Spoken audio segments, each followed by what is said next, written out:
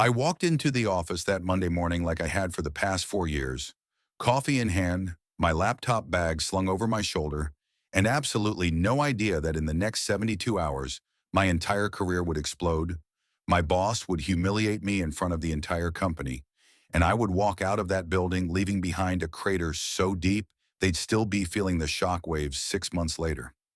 If you've ever been underestimated, betrayed, or thrown aside like you meant nothing after giving everything, drop your country in the comments right now, hit that subscribe button, and share this video because what I'm about to tell you will make you believe that walking away with your dignity intact is the most powerful move you can ever make. My name is Marcus Reed, and I was the senior product architect at Vanguard Solutions, a mid-sized tech company in Seattle that specialized in enterprise software for logistics management. It wasn't Google or Amazon, but it was solid, reputable, and for 4 years I had poured my soul into making it better. I was the guy who came in early, stayed late, skipped lunches to troubleshoot code, and spent weekends refining presentations. I was the guy who mentored junior developers, the guy who took on the impossible projects no one else wanted, the guy who made my boss, Derek Callahan, look like a genius in every quarterly meeting.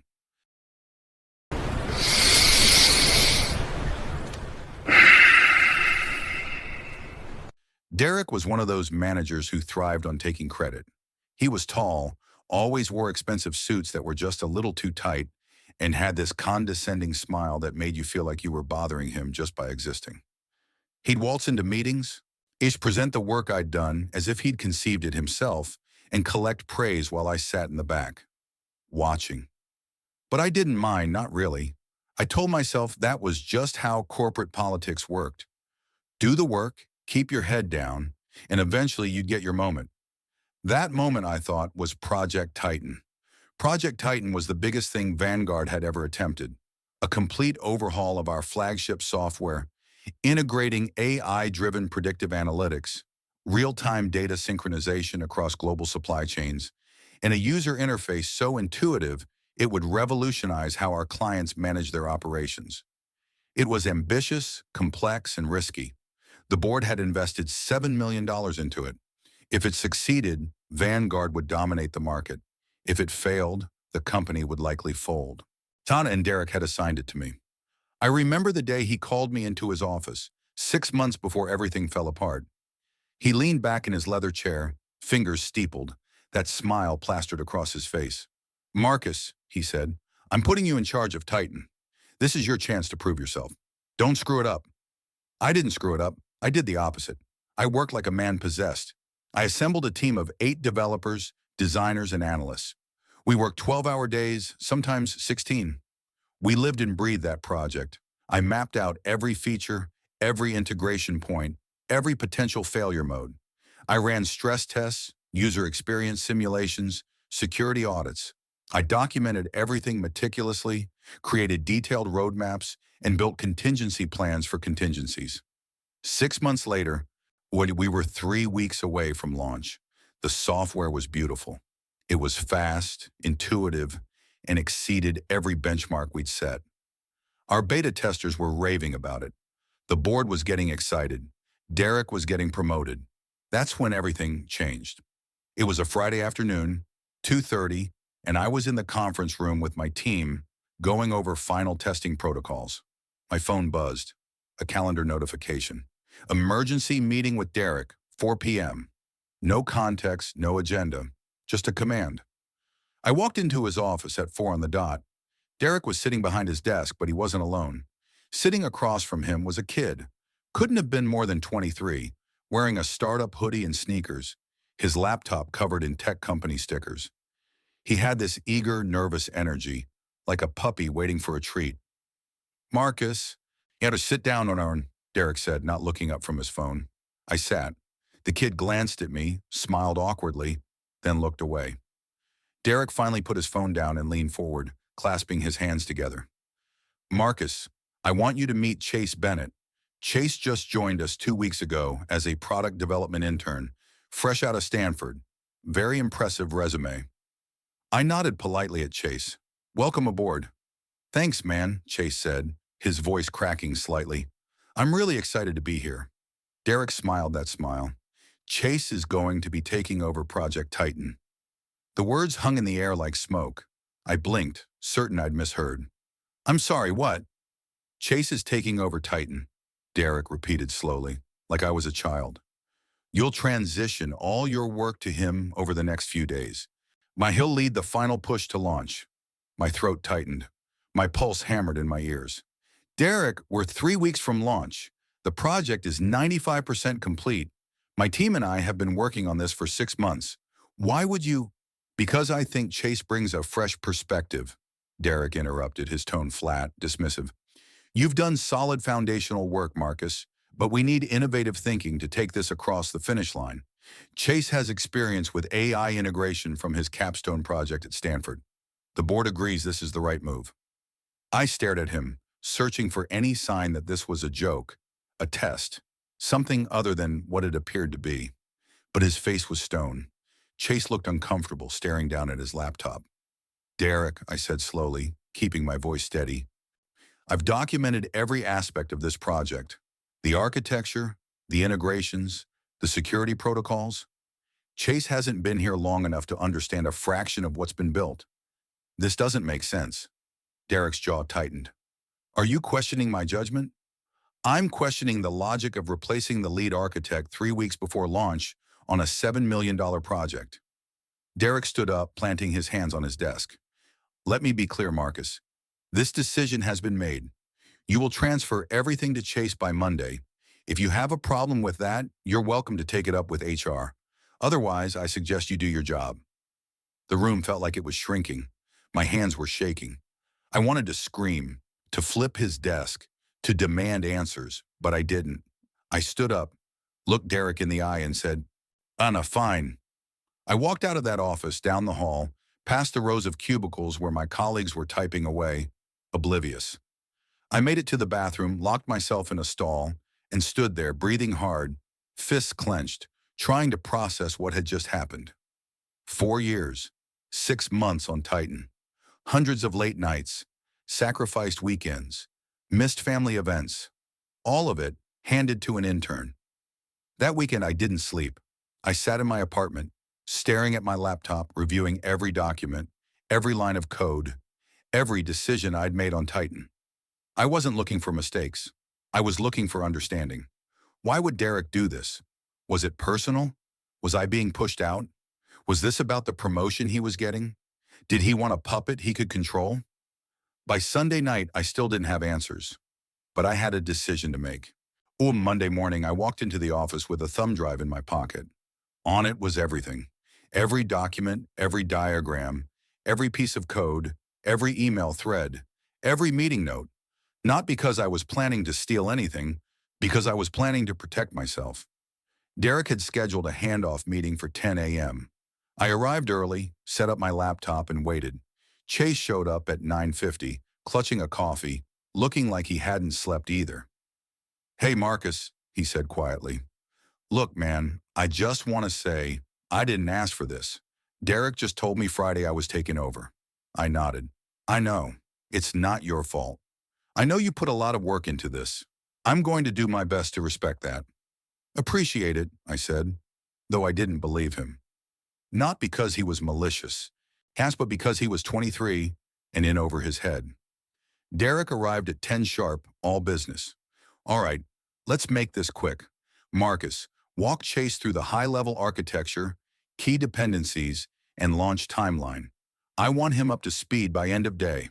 I spent the next 6 hours walking Chase through everything. I showed him the system architecture, the database schemas, the API integrations, the testing environments. I explained the AI models we'd trained, the edge cases we'd accounted for, the security protocols we'd implemented. Chase took notes furiously, nodding, asking questions that revealed just how little he actually understood. By 4 p.m., I could see the panic in his eyes.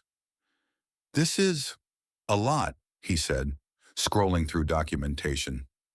It's 6 months of work by 9 people, I replied. Derek popped his head in. And how's it going? Good, Chase lied. Great. Marcus, I'll need you to stay on as a consultant for the next 2 weeks, just in case Chase has questions. but he's in charge now. I nodded. Understood. That night, I went home and made a decision. I wasn't going to sabotage Titan. I wasn't going to delete files or hide information, but I also wasn't going to save them.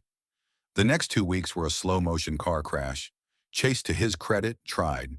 He really did, but he didn't understand the system deeply enough to make critical decisions. He changed variable names that broke dependencies. He tweaked algorithms without understanding their downstream effects. He ignored my warnings about edge cases because he thought his fresh perspective was better. I watched it all happen. I answered his questions when he asked, "Hey, but I didn't volunteer information. I didn't point out mistakes unless he explicitly asked." I let him drive. Derek, meanwhile, was in full promotional mode, telling the board how brilliantly he'd restructured the team, how Chase was a visionary hire, how Titan was going to launch flawlessly. 3 days before launch, the system crashed during a full integration test. Not a minor bug, a catastrophic failure.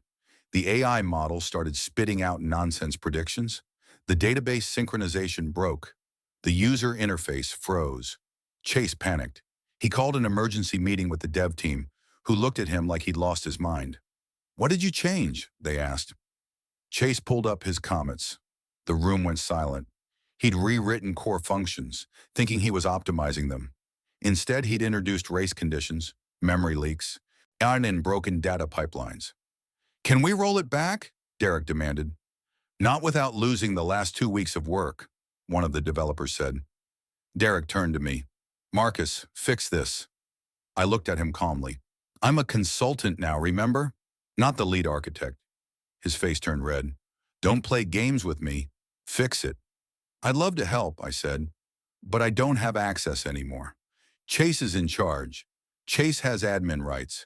I'm just here to answer questions." Derek looked like he wanted to strangle me. "Chase, give Marcus access, now." Chase, pale and sweating, started typing. I changed the access protocols. I need to reset the security keys. It'll take a few hours." Derek slammed his fist on the table. "We launch in 3 days." I stood up. "Derek, can I speak with you privately?" We stepped into the hallway. Derek was practically vibrating with rage. "What the hell is going on, Marcus?" "What's going on," I said calmly, "is that you took a project that was 95% complete and handed it to someone who didn't understand it.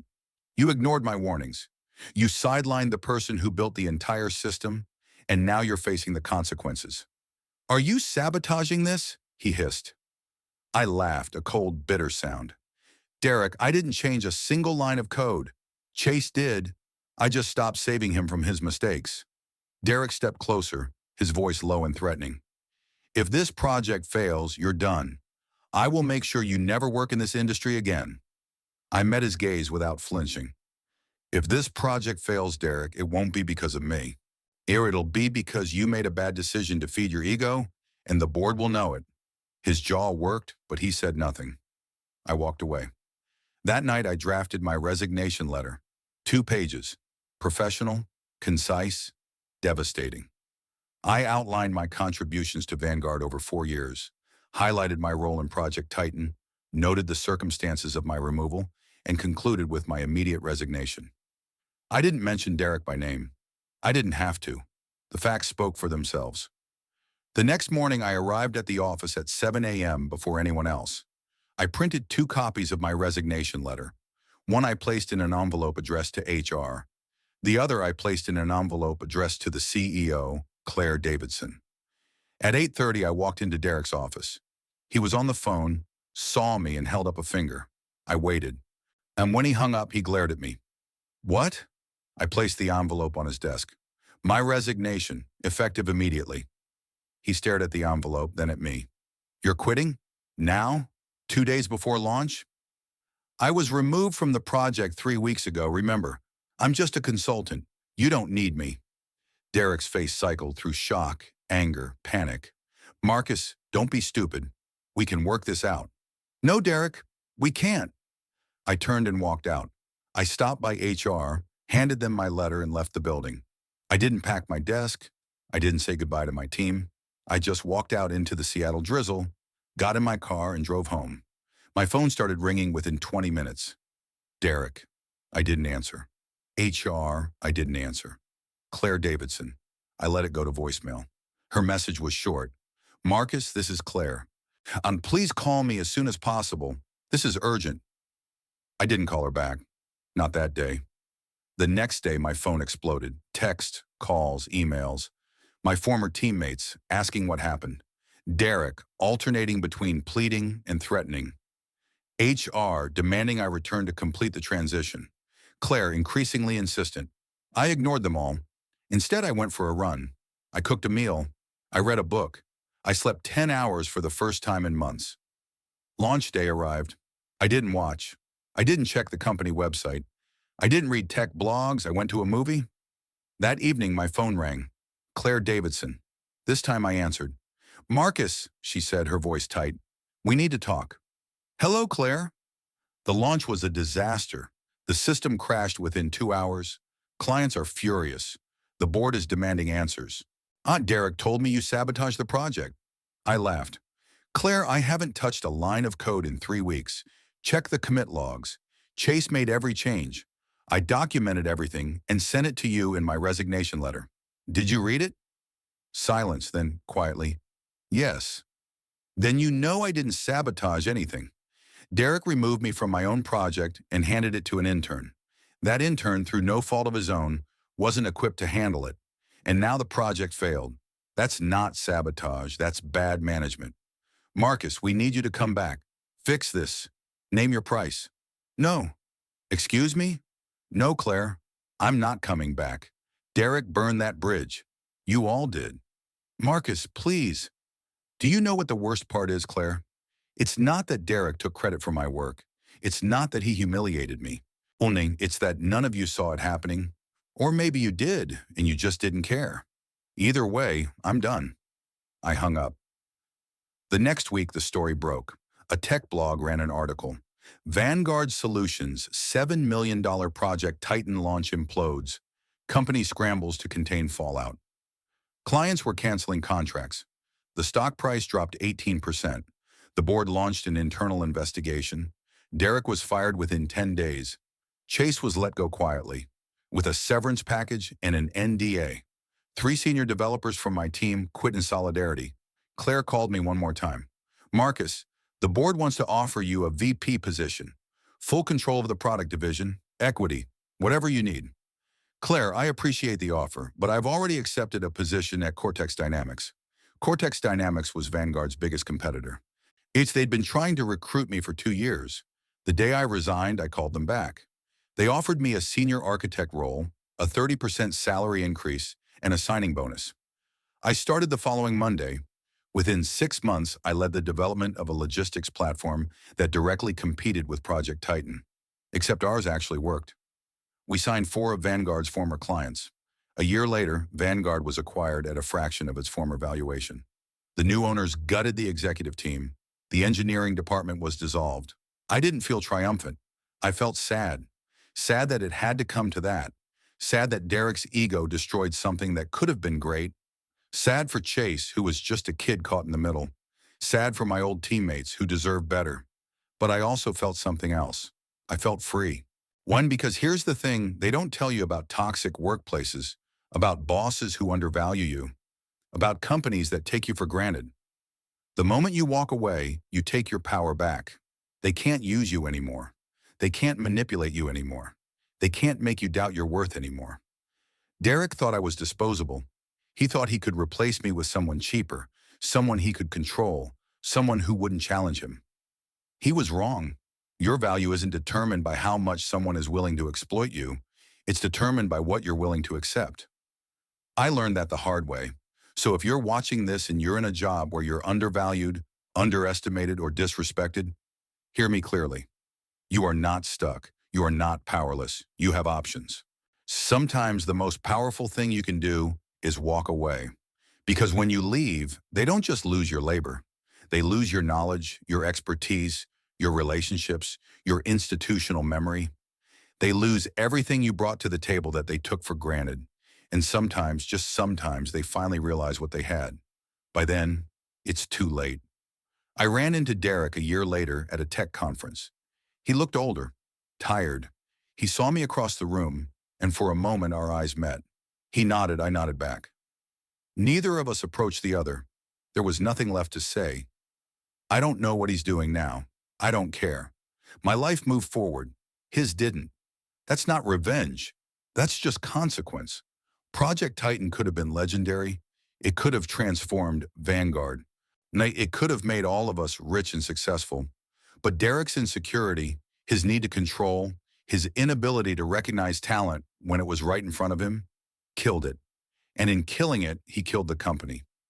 I think about that sometimes, about how one bad decision, one act of ego, one moment of underestimating someone can cascade into total collapse. Leadership isn't about taking credit. It's about empowering people. It's about recognizing talent and getting out of the way. It's about building something bigger than yourself. Derek never understood that. I do now. At Cortex Dynamics, I built a team. I mentored people. I gave credit where credit was due. I created an environment where people felt valued, heard, and respected. And you know what happened? We built something incredible. Something that actually worked. Something that changed the industry. Because that's what happens when you lead with integrity instead of ego. I'm not telling you this story to gloat. I'm telling you this story because I know some of you are living it right now. You're the Marcus in your office. You're the one doing the work while someone else takes the credit. You're the one being sidelined, overlooked, underestimated, and you're wondering if it's worth it to stay, if it's worth it to fight, if it's worth it to keep trying. Let me answer that for you. It's not. Not there. But somewhere else, somewhere you're valued, somewhere your work matters, somewhere you can actually build something meaningful, it absolutely is. So do yourself a favor, update your resume, reach out to your network, start looking for the door. Because the moment you stop being afraid to leave is the moment you take control of your career. And trust me, there's nothing more powerful than that. Derek tried to break me. He tried to erase me. He tried to reduce 4 years of excellence to nothing. He failed because I knew my worth. And when he forgot it, I reminded him by walking away. That's the lesson. Know your worth, protect your worth, and never ever let anyone convince you that you're less than you are. Because the moment you believe that lie is the moment you lose. I didn't lose. I won. Not because Vanguard collapsed, not because Derek got fired, not because I got a better job. I won because I chose myself. And that's a victory no one can take away. So here's my challenge to you. If you're in a situation where you're undervalued, write down 3 things you bring to the table. 3 things that make you irreplaceable. 3 things that prove your worth. Then ask yourself, does my current employer recognize these things? If the answer is no, start planning your exit. If the answer is yes, great, stay, build, grow. But if the answer is no, don't waste another day proving yourself to people who will never see you. Because somewhere out there, there's a company that will. There's a team that will. There's a leader who will. And when you find them, everything changes. I found mine. You can find yours. But first, you have to be willing to walk away from the wrong one. That's the hard part. That's also the most important part. Because your career, your dignity, your mental health, your future, they're worth more than a paycheck from people who don't respect you. Why Derek learned that too late. Don't make the same mistake. So if this story resonated with you, if it reminded you that you have power, that you have options, that you deserve better, do me a favor. Drop your country in the comments right now. Subscribe to this channel if you haven't already. Share this video with someone who needs to hear it. Because the algorithm rewards engagement. And the more people who see this, the more people who might find the courage to choose themselves. And if you've been through something similar, drop your story in the comments. I read every single one. And I promise you, you're not alone. We're all fighting the same battles. We're all dealing with the same toxic bosses, the same broken systems, the same moments where we have to choose between our dignity and our comfort. Choose your dignity every single time, because in the end, that's all you really have. Everything else is temporary. Your reputation is temporary. Your job is temporary. Your comfort is temporary. But your integrity, your self-respect, your knowledge of your own worth, that's permanent. And no boss, no company, no project can take that from you unless you let them. I didn't let Derek take it from me. And you shouldn't let anyone take it from you either. So go out there and build something incredible. Not for them, for you, because you deserve it. And when you do, when you finally land in a place where you're valued, where your work matters, where people actually see you, you'll look back on this moment and realize it was the best decision you ever made. That's what I did, and I've never looked back. Thank you for watching. Thank you for listening. Thank you for being here. Now go choose yourself. You've got this. And one more time, drop your country in the comments, hit subscribe, and share this video. Let's build something incredible together.